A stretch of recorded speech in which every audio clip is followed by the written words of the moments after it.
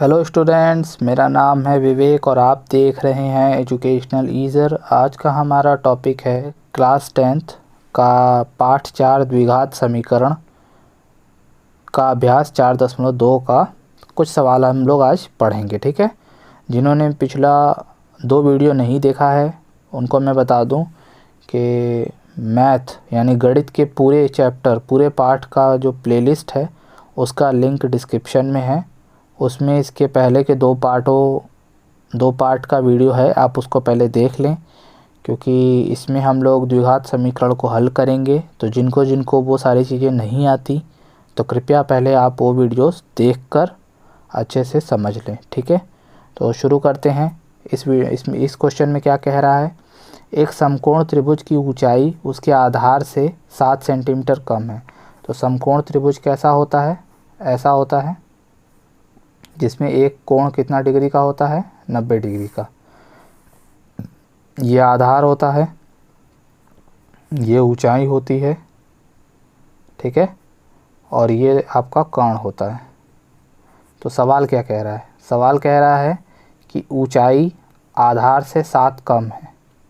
ना तो हमें ऊंचाई पता है ना तो आधार पता है, लेकिन ये कह रहा है कि जो ऊंचाई है वो आधार से छोटी है। और कितनी छोटी है, 7 सेंटीमीटर छोटी है। तो अगर हम आधार को x मान लें, हमें संख्या में तो मालूम नहीं है, तो हम आधार को कितना मान लेते हैं, x।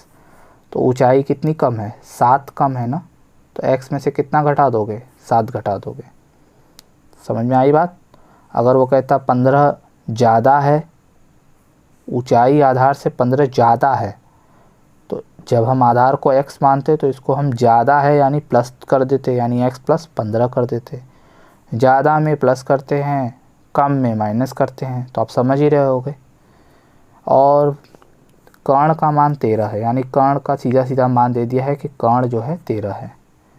तो आप जानते हो कि इसमें पाइथागोरस प्रमेय लगेगा। तो सबसे पहले जो आपने ये माना है इसको लिख लेते हैं। माना आधार x तथा ऊंचाई क्या होगी, x - 7 है। ठीक है, तो कौन सा प्रमेय लगाएंगे, पाइथागोरस प्रमेय से। तो पाइथागोरस प्रमेय क्या कहता है कि कर्ण का वर्ग बराबर आधार का वर्ग प्लस ऊंचाई का वर्ग, यही ना होता है। तो कर्ण कितना है यहाँ पर, 13 का वर्ग, आधार कितना है, x का वर्ग, ऊंचाई कितना है, x - 7 का वर्ग। अब ये एक द्विघात समीकरण के रूप में हल करोगे तो आएगा, ये आएगा 169 x²। अब यहाँ पे देखो a - b का होल स्क्वायर है, तो ये क्या हो जाएगा, a² + b² - 2ab आएगा। तो ये हो जाएगा 169 बराबर x² + x² 2x² + 49 - 7 दूना 14x। समझ में आ गई बात।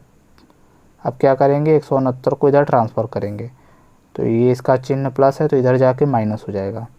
तो ट्रांसफ़र हम इधर कर रहे हैं तो ये सब एक तरफ हो गया, तो हम इसको इधर लिख रहे हैं। ठीक है, इस तरह से 2x² - 14x + 49, ये जैसे का तैसे है, और 169 इधर आया है तो चिन्ह बदला है, 169 बराबर 0।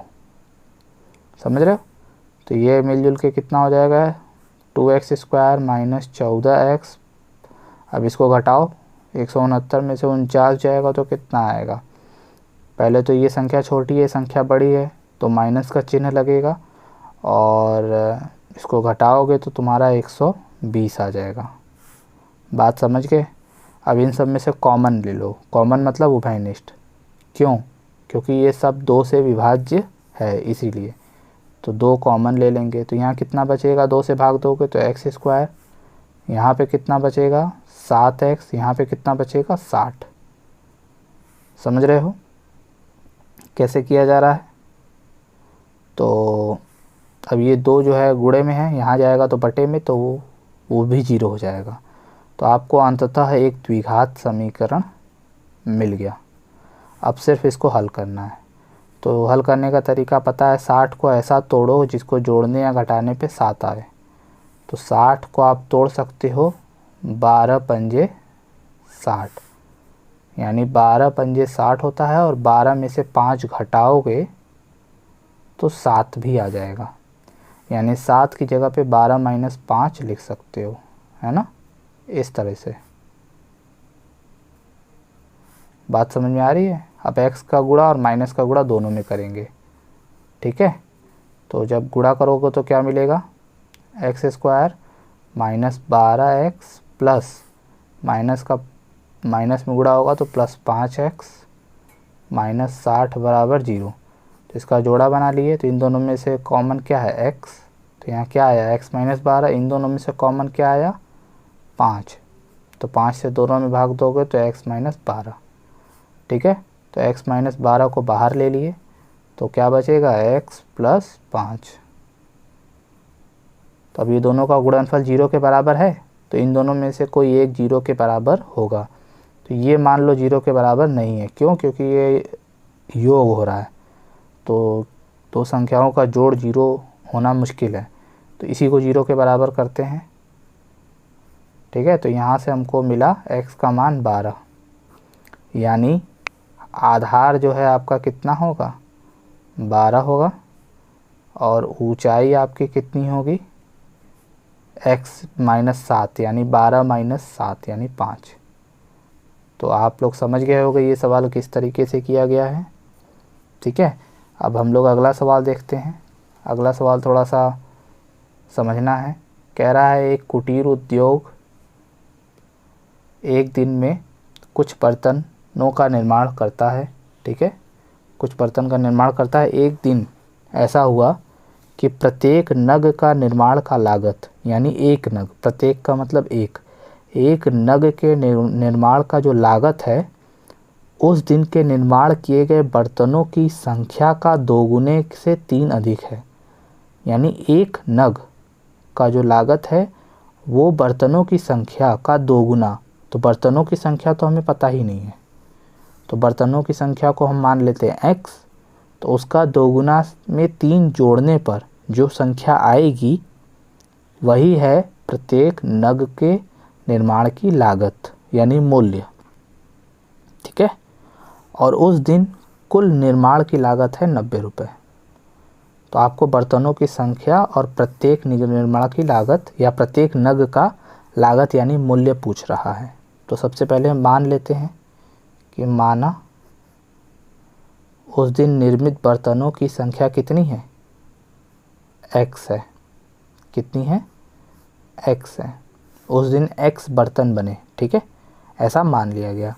तो अब प्रश्नानुसार अगर आप देखो, ठीक है, तो प्रश्नानुसार आप क्या देखोगे, क्या कह रहा है प्रत्येक नग के निर्माण का मूल्य, तो यानी आपसे कह रहा है कि प्रत्येक नग का जो मूल्य है वो बर्तनों की संख्या का 2 गुना, तो बर्तनों की संख्या कितनी है x, तो बर्तनों की संख्या का 2 गुना यही ना होगा, ये बर्तनों की संख्या है, इसका 2 गुना यानी 2, और 2 गुने से 3 अधिक, अधिक का मतलब मैंने अभी बताया जोड़ होता है। तो ये जो है ये प्रत्येक नग का मूल्य है, ठीक है, मूल्य मतलब जानते हो पैसा। अब एक चीज़ समझो, यहाँ पे तुम्हें समझने की ज़रूरत है कि एक चॉकलेट मान लो 5 रुपए की है, ठीक है, तुम्हें 10 चॉकलेट ख़रीदना है। कितने चॉकलेट ख़रीदना है 10 चॉकलेटों की संख्या है 5, एक चॉकलेट का मूल्य, तो टोटल कितना पैसा लगा, तो क्या करोगे इन दोनों का गुणा कर देते हो, 5 दहा में 50, तो ये टोटल लागत या टोटल मूल्य आ जाता है कि नहीं। उसी प्रकार से बर्तनों की संख्या इतनी है और प्रत्येक बर्तन का मूल्य कितना है ये है, तो कुल बर्तनों का जो लागत है, कुल निर्माण लागत कितना होगा, वो इन दोनों का गुणनफल होगा। तो आपको वो संख्या में भी दिया गया है, तो आप यहाँ क्या लिखोगे, पहले जो दिया है वो लिख लो, कुल निर्माण लागत बराबर 90 रुपया। तो तो ये तो आपको दिया गया है, लेकिन आप यहाँ लॉजिक से भी बता सकते हो कि कुल निर्माण का लागत कैसे निकलेगा। भाई बर्तनों की संख्या x है और प्रत्येक नग का जो मूल्य यानी प्रत्येक बर्तन का जो मूल्य है वो इतना है, यानी एक बर्तन इतने का, दूसरा भी इतने का, तीसरा भी इतने का, तो ढेर सारे बर्तन है ना, x बर्तन है, तो सबका मूल्य कितना होगा, इन दोनों का गुणनफल। इन दोनों का जो गुणनफल है वो एक्चुअल में आपको मान दिया गया है। तो यहाँ पे आप क्या लिख सकते हो, x यानी बर्तनों की संख्या गुणे में प्रत्येक बर्तन का मूल्य, जो कि हम लोग लॉजिक यहाँ लगाए थे। जैसे कि मैं आपसे पूछूं कि एक पेन 3 रुपए का है और आपको 7 पेन खरीदना है। 7 पेन का मतलब यहाँ समझ लो बर्तनों की संख्या, एक पेन का मूल्य मतलब एक बर्तन का मूल्य ये है, यानी ये ऐसा है और ये ऐसा है। तो आपको कुल मूल्य पता करना है तो आप इसका क्या करते हो, गुणा करते हो ना। तो वही चीज़ यहाँ किया गया है, कुल निर्माण लागत पता करने के लिए दोनों को गुणा कर दिए और वो चीज़ आपको कितना दिया गया है, 90। अब आपको यही 3-4 लाइन अगर समझ में आ जाएगा तो इसके बाद तो आप जानते हो गुणा करके द्विघात बनेगा, फिर हल कर दोगे। ठीक है, तो गुणा करते हैं इसका। तो x का गुणा दोनों में होगा तो 2x² प्लस 3x, 90 को इधर ट्रांसफ़र कर देंगे तो -90 बराबर 0। अब इसको हल करना है तो 2 यहाँ गुणा में है तो इसका गुणा पहले किस में करते हैं, 90 में। तो 90 दूना कितना हो जाएगा, 180। 180 का गुणनखंड करोगे तो जानते ही हो कितना आएगा। ठीक है, तो 5 तिहाई 15 हो गया और 3 दूना 6 दूना 12 हो गया। तो 15 गुणे 12 से 180 आता है और 15 में से 12 माइनस करने पे 3 आता है। तो यानी 3 की जगह पे क्या लिख दोगे, 15 माइनस 12, x माइनस 90 बराबर 0। अब x का गुणा कर दोगे तो हो जाएगा 15x माइनस 12x माइनस 90 बराबर 0। अब जोड़ा बना लो, इन दोनों में से कॉमन कुछ है, x है सिर्फ, क्योंकि 2 और 15 को विभाजित करने वाली कोई संख्या नहीं है। तो यहाँ क्या बचेगा, 2x प्लस 15। इन दोनों में से कॉमन कुछ है तो इन दोनों को विभाजित करने वाली संख्या 6 है और साथ में माइनस, तो क्या आएगा, माइनस कॉमन ले लियो तो यहाँ प्लस आ जाएगा।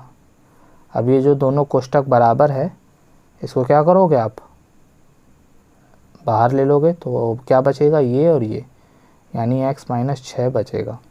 तो जैसा कि आप जानते हो इन दोनों का गुणनफल 0 है तो ये 0 के बराबर तो नहीं होगा, यही होगा 0 के बराबर।